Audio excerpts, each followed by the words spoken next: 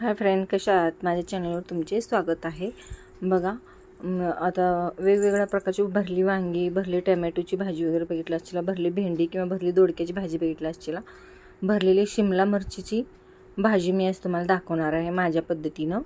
बघा, आवडते का तुम्हाला रेसिपी आणि कशी वाटली तेही नक्की सांगा। बघा, आता मी शिमला मिरचीमधले सगळे बिया काढून घेतलेत आणि इथं आपल्याला लाल तिखट शेंगदाण्याच्या कूटमध्ये घालायचं आहे आणि थोडंसं तेल घालून सारण तयार करून घ्यायचं आहे आपल्याला व्यवस्थित। अशा पद्धतीनं मिरची स्वच्छ धुवून मग त्यातले आपल्याला बिया काढून टाकायचे आहेत आणि शेंगदाणे भाजून मग त्याचं मिक्सरला लावून कूट करायचं आहे। बघा, आता तेल घालून घेतले मी, हे सगळं मिक्स करून घ्यायचं आहे व्यवस्थित। बघा, ह्या पद्धतीनं तुम्हाला जर ह्यामध्ये तेल कमी घालायचं असलं तर घालू शकता, थोडंसं पाणी घालून केलं तरी चालतं। बघा, आता इथं सारण तयार झालं आहे आपलं। असं थोडं थोडं भरायचं आहे, जास्त भरपूर फुल असं वरतीपर्यंत येण्यासारखं सारण भरायचं नाही, कारण आपण नंतर शिजवून घेतल्यानंतर काय होतं, मिरची अशी मऊ पडते आणि सारण जास्त होतं आणि मिरची कमी दिसायला लागते आणि ती वेगळीच होते, मग भाजी चव व्यवस्थित होणार नाही त्याची। त्यामुळे बघा, असं भरून घ्यायचं आपल्याला सगळी मिरची आणि इकडं तेल गरम करायला ठेवलेलं मी। आता ह्यामध्ये मीठ घालून घ्यायचं आहे आणि आता आपल्याला कांदा कढीपत्ता वगैरे घालून घ्यायचं आहे। बघा, सगळं व्यवस्थित घालून घ्यायचं आहे। मसाले जे काय आपल्याकडे मसाले अवेलेबल असतील ते घालून घ्यायचे आहेत सगळे।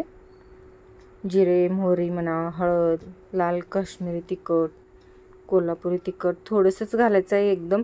ह्या ठिकाणी इथं तुम्ही कोल्हापुरी तिखट नाही घातलं तर चालते, कारण आपण शेंगदाण्याच्या सारणमध्ये घातलेलं आहे ऑलरेडी, त्यामुळे इथं फक्त शिमला मिरची पावडर घालायचं आहे।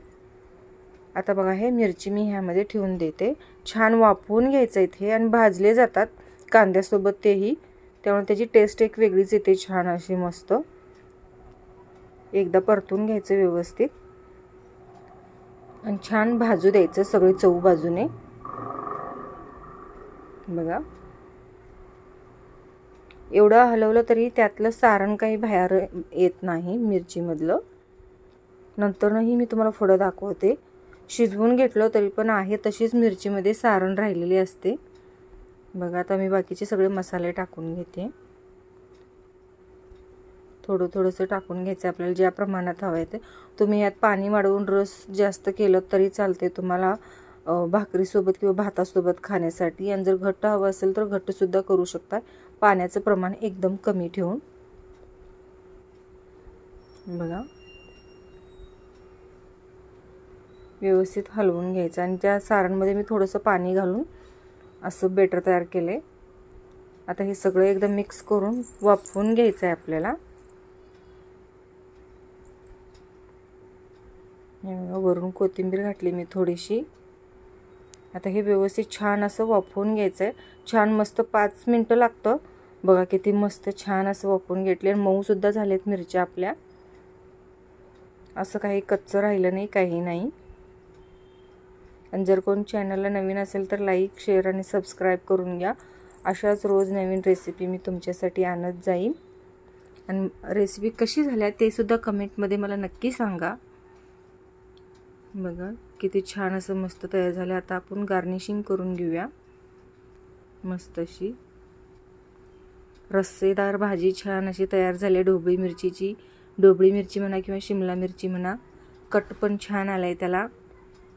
बघा, त्यामधलं मी भरलेला मसाला आहे तसंच आहे, मी फक्त वरून पाणी घालून तयार केलेलं बेटर फक्त। बघा, तो कसं ग्रेव्हीसारखं छान तयार झालं आहे मसालेदार।